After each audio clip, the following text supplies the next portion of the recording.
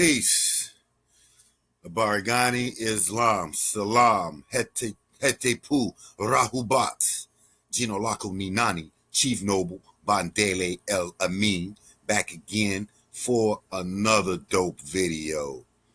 Today's video, we're going to be dealing with civil death, okay, which is also known as civilis or civitor mortis.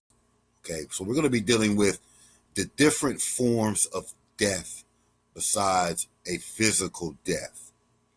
There are various different type of deaths that are considered legal deaths in the United States and the world, or on the planet Earth.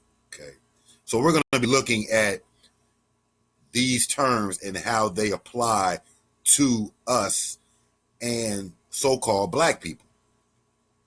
Okay, so before we get into any of this heavy discussion, please check out my books on Amazon, okay, which several books dealing with history, Moorish history, religion, politics, law, and health. So there's a array of different books. The latest book, if you've got the first Moorish Treaty book, the second Moorish Treaty book is got more information, more treaties, and more case law pertaining to those issues. Okay, so please check out any of the books. And also another book that we have that is sponsored by the temple is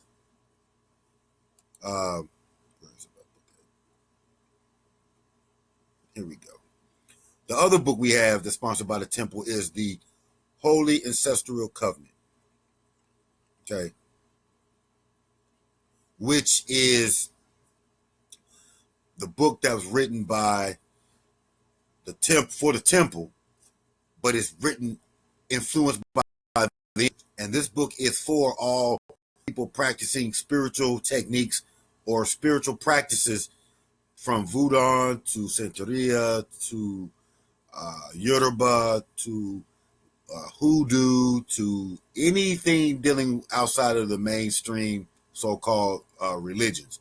This is a book that we can use for our lawful purposes to show that we do have a legal religious system. But this book is the book of the temple, Moorish temple. So anybody can purchase it. You can also purchase this book on Amazon as well.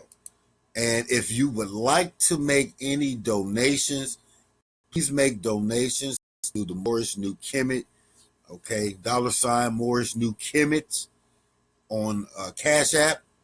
Any amount is very helpful. It will help us continue to bring better podcasts, to help us facilitate particular organizational needs, but also for us to bring particular things to society. For example, food drives, coats for kids, cleanups, things of that nature. Okay, so that would also help us as well to help facilitate that. So, with that being said, let us get into the topic at hand. Okay, now,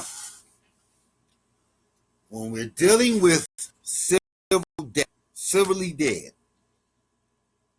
the reason why this is important is because if you know anything about liberty, civil rights, if you know anything about your sovereign rights or your rights of liberty, you would understand that the state has done certain things in order to keep control, but also to keep order in their system.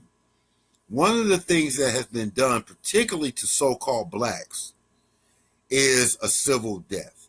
Now, civil death is read by, in Latin, is civitor mortis, and it is civilly dead, one who is considered as if he was naturally dead, so far as his rights are concerned.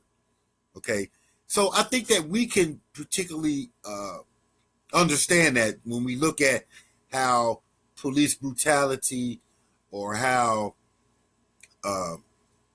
particular rights of people of melanated hue, so-called blacks, for the past 400 or 500 years have been civilly dead.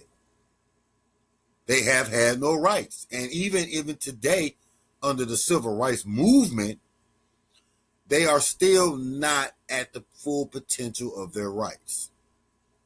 Okay?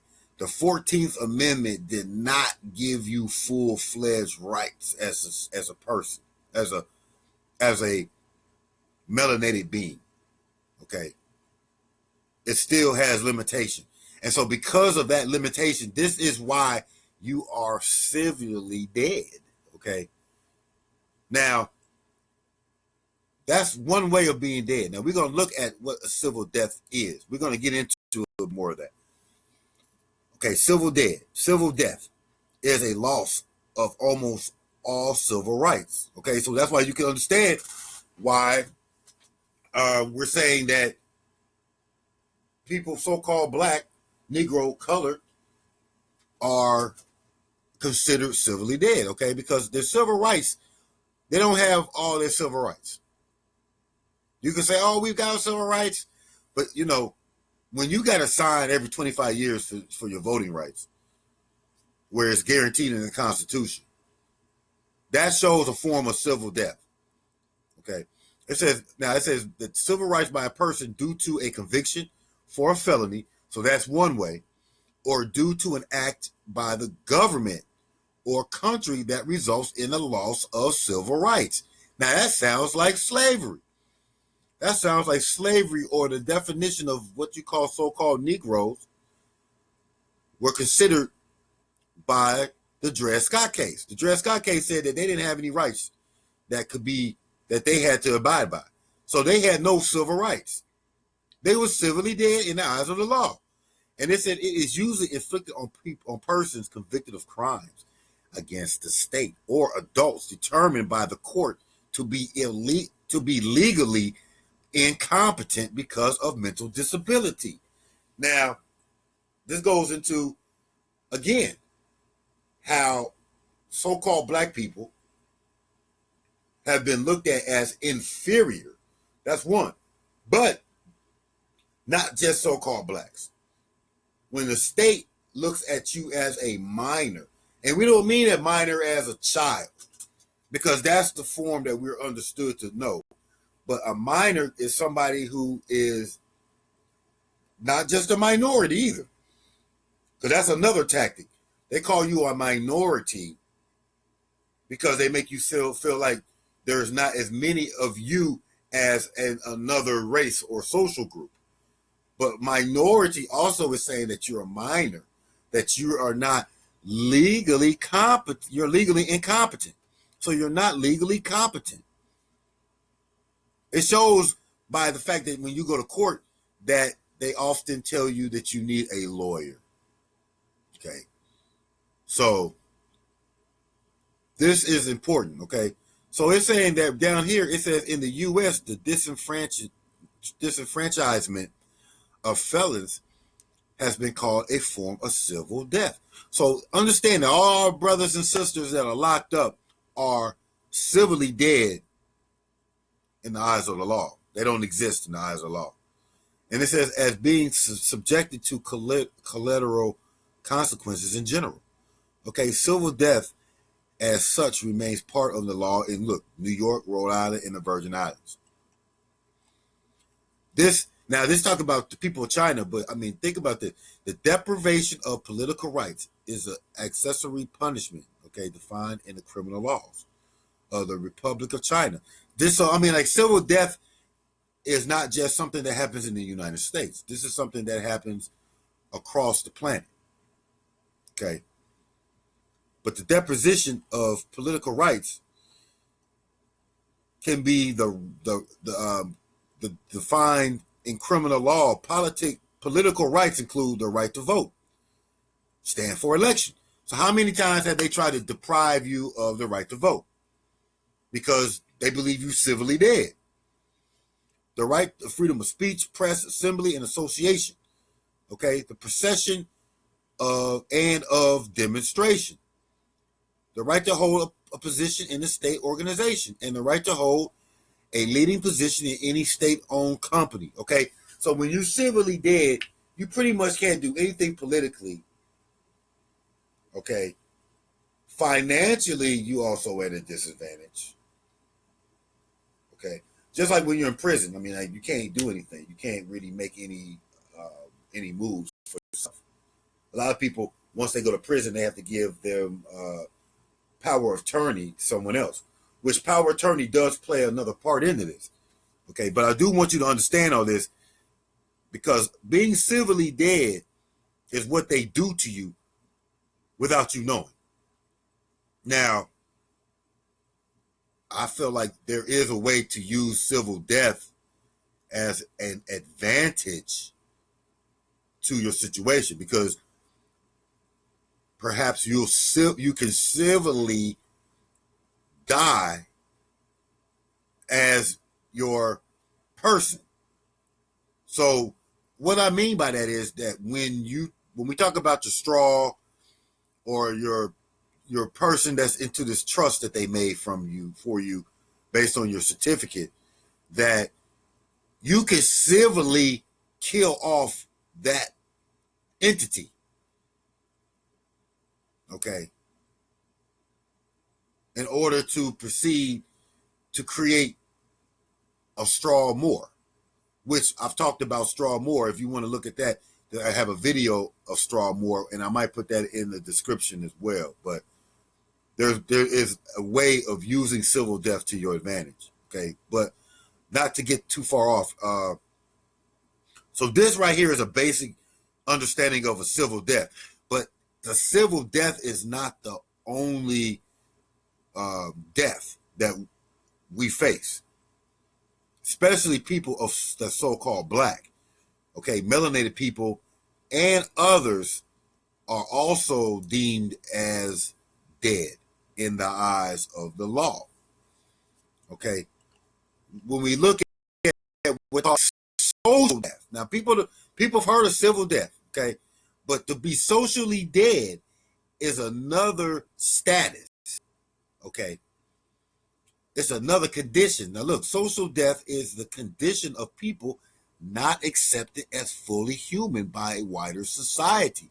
It is used by sociologists and historians of slavery, the Holocaust, to describe the part played by governmental and social segregation in that process.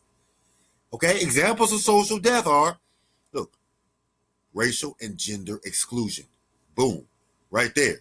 Okay, due to our racial hue, because of our so-called color, okay, we've been labeled, a lot of us have been mislabeled as black, Negro, color. Okay, due to not just persecution, but slavery, okay, and apartheid, which was Jim Crow laws. Okay, and you can still find remnants of apartheid in the United States in different social arenas. Okay, so the gender exclusion can be seen in the housing industry. How many times has it been shown that in the housing industry that they exclude, so-called blacks or people of melanated hue from certain places to live based on their racial stock?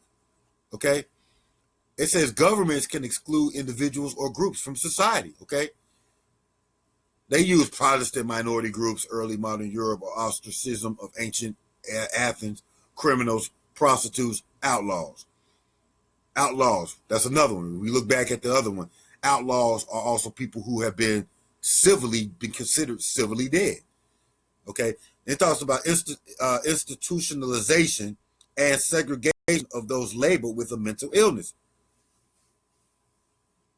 Now, they haven't always come out and said that, but throughout history in America and abroad, people that are so-called colored, black, Negro have been looked at as inferior mentally. They have used this to, pass laws across America. They've used this to say, oh, so-called black people, when they smoke marijuana, become crazy. So we must pass a law. But it's not like so-called, the Albions or what we call European Americans, when they smoke so-called marijuana, that they don't lose their mind. So these are things how they segregate, specialize, and target particular groups of people, okay, and make them deemed a certain way. It says change in the identity of an individual. This is a major theme during the Renaissance. I mean, okay, whatever. Renaissance, whatever. Let's look at today. Now, this is not for or against, but I'm saying, like, when you look at, especially what's going on right now with the LBGT community, a lot of those people are changing their identity, and they are being ostracized for that. So that is a form of social death as well. Okay. It could be said that the degeneration theory or theories similar to the theory are the most extreme examples of social death. The idea of degeneration has been popular, both right and left-wing politics. Both left and right-wing politics have used the word decadence to describe social groups whose social, moral, religious, aesthetic, and political commitments tends towards the inhibition of any of all forms of progress. Okay. So, I mean, this really hits home when we're talking about racial discrimination, when we're talking about racial profiling, when we're talking about police brutality. Okay. When we're talking about so-called, what they call Black Lives Matter. All of these things are a form of social death. Okay. It says in either a political optic, the forces of decadence may be internal or external. Internally, the members of political opposition may represent those who have allowed essential ideas to lapse from their view of the world. Externally, members of another society may be considered for cherishing ideas which introduce forces of collapse into the world wherein they are immigrants. Now, I just wanted to read that. Now, let's look at slavery and social death. Okay, so this right here is very important because when we're talking about damage to us, when we're talking about, when you're looking at reparations, and one of the arguments for reparations would be the fact that we were socially killed. You was killed socially due to slavery. The chief proponents of this relationship between social death and slavery, okay, Orlando Patterson, who states in his findings, Slavery and Social Death, a comparative study, which could be a book to look at. Patterson first defines slavery as one of the most extreme forms of relation of domination, approaching the limits of total power from the viewpoint of the master, total of powerlessness from the viewpoint of the slave. Social death had both internal and external effects on enslaved people, changing their views on themselves and the way they were regarded by society. Boo, I mean, this right here, when we talk about being a Moor, our reason for being a Moor is to reclaim our identity that was taken away through slavery, enslavement, Jim Crow, and other forms of control used by other people who have more political power in our society. Okay, so slavery and social death can be linked to all civilizations where slavery existed. Okay, so they talk about all these places in the Americas. Okay, The beginning of social death comes from the initial enslavement process, which would most likely come from capture during a battle. Now, if you understand that, a lot of times for so-called blacks or Negroes or people that were melanated coming out of Africa, and for those that were melanated here in the Americas, that was not the case. They weren't captured necessarily through battle in all ways. They were just captured because they were considered religiously inferior, okay, through the Catholicism, okay. Now, I'm not going to read all that. You can read that and you can go back. Externally, slaves would undergo the loss of their identities, okay, through a practice of replacing their names. That is exactly what happened, because most of the people that are so-called black today have names that are not necessarily their names, okay? And being Moorish or being more or Afrocentric and these type of things are forms of retaining our identity, okay? So those things have had a major impact and have brought some type of death to us. Okay. This really plays into the 3/5 clause. When you look at a person that's 3/5, they're not totally alive. They're dead. So let's look at that. A 3/5 person is really socially and civilly dead. Okay. It says being branded to indicate their social condition. So being branded means your last name being a Washington or being whatever, being Jones or whatever is usually a brand that comes from your slave master. Okay, it says given a particular dress code for slaves, the castration, head shave, all these type of things are considered socially to put you in a social death. Okay, so it's very important to understand that because of the enslavement. Okay, it says power played a central role in the relationship between slave and master. The violence was often deemed a necessary component. A slave was seen to have no worth. Well, it did. A slave was worth some value to the master or the owner. It says they had no name to own or to honor. So basically they had nothing. They was civilly dead. Instead, their worth and honor was transferred to the master. Okay.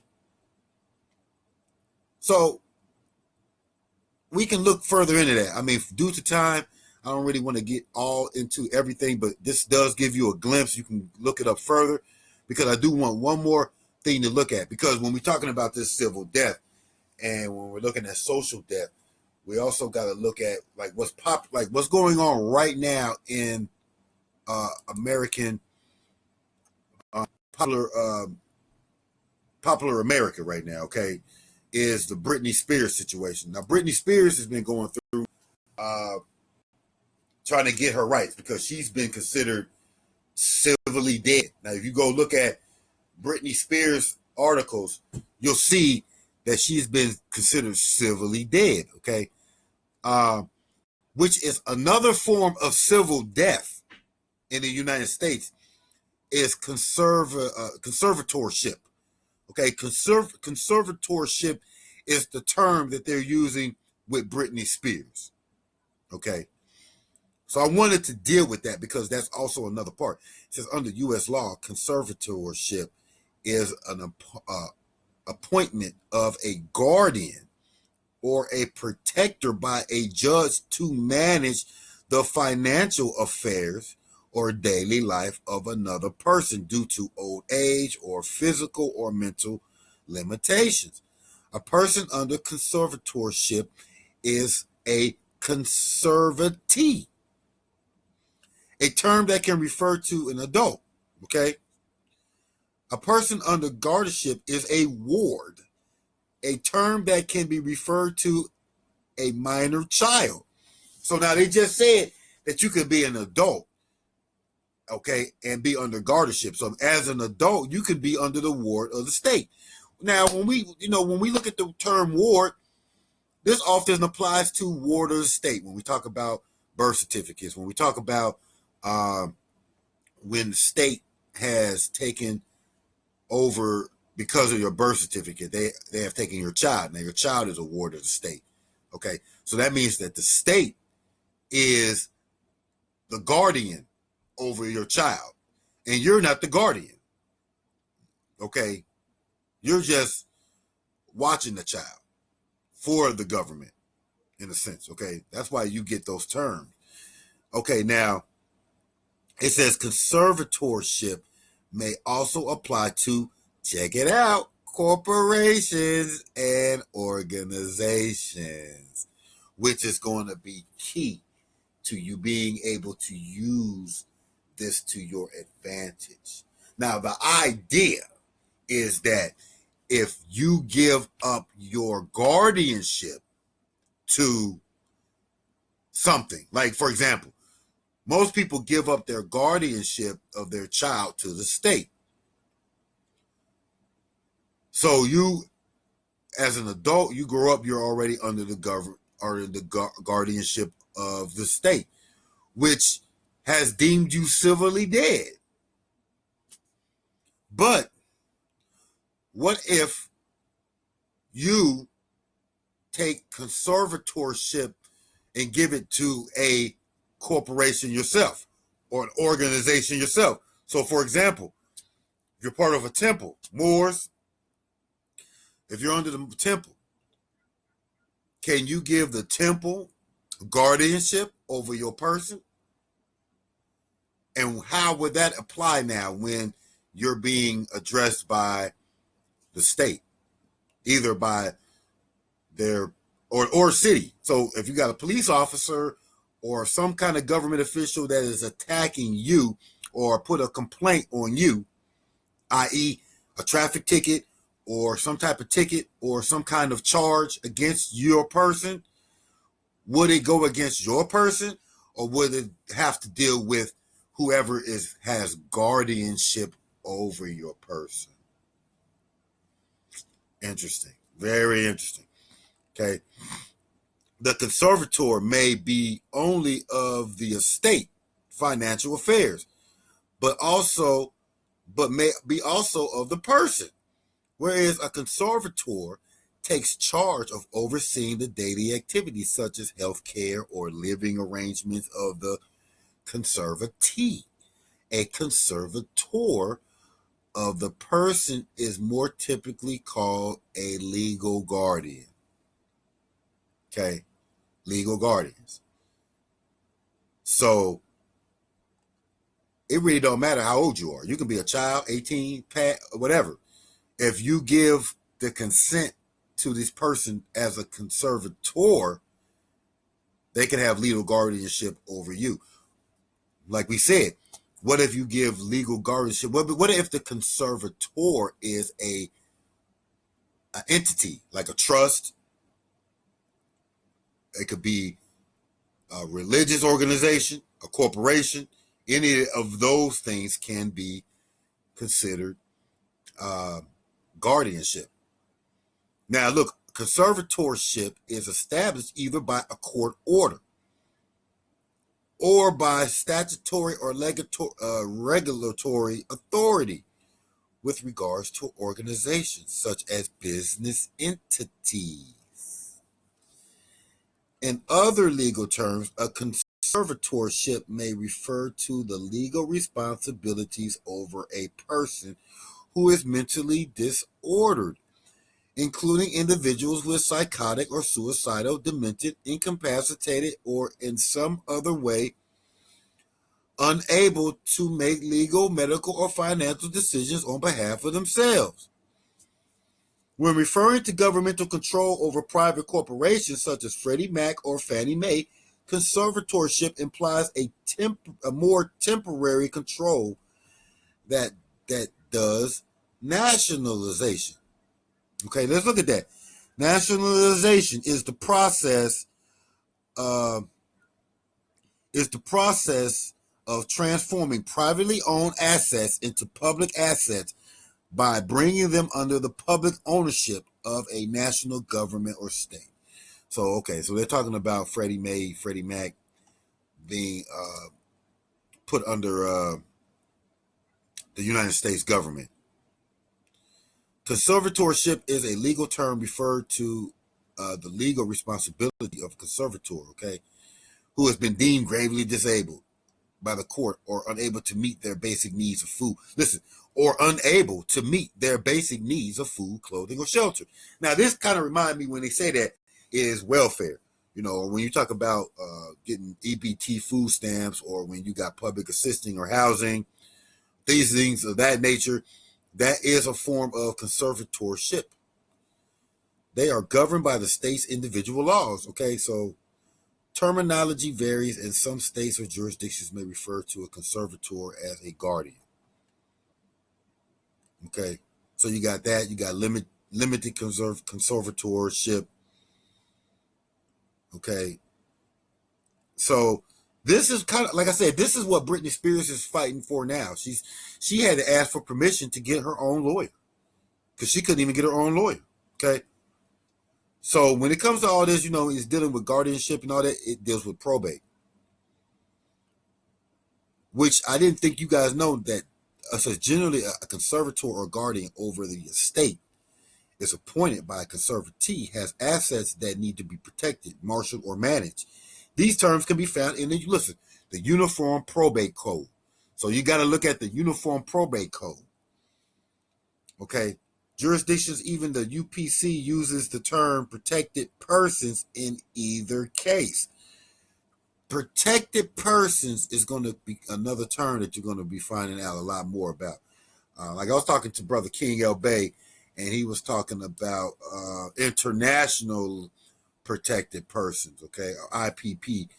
So not to get into that, but that's another subject matter to deal with. But understanding that protected persons, okay, also are considered to be part of the conservator, okay, and just to kind of digress a little bit, when we go and looking at if we are civilly dead, or that we want to be considered civilly dead,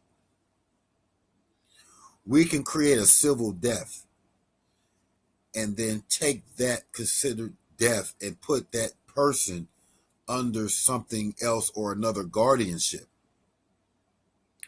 Why would we do that? Why would you give away your own rights, per se, to put them and give them to somebody else? I wouldn't necessarily say to give it to somebody else unless you feel like that person is in a superior position to help benefit you. So if, like, a lot of times what happens, like right here, they talk about the attorney-client relationship. Like, you give your rights to the attorney because you feel like the attorney has more knowledge and information in order to help you in this situation. So that's one way. But what we're looking at saying that if you give it to an entity like a trust or a church, now whatever is happening to you has to be defended by a bigger entity.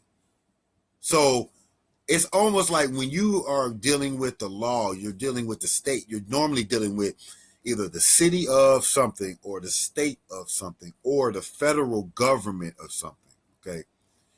So any of those entities are governmental or quasi-governmental agencies that are bigger than you. You as a so-called individual, using that term loosely, you as a sole person, as a one as a person, okay, a single entity is usually a solo a solo thing. You usually only have yourself. So it's like yourself, your name against the city of whoever.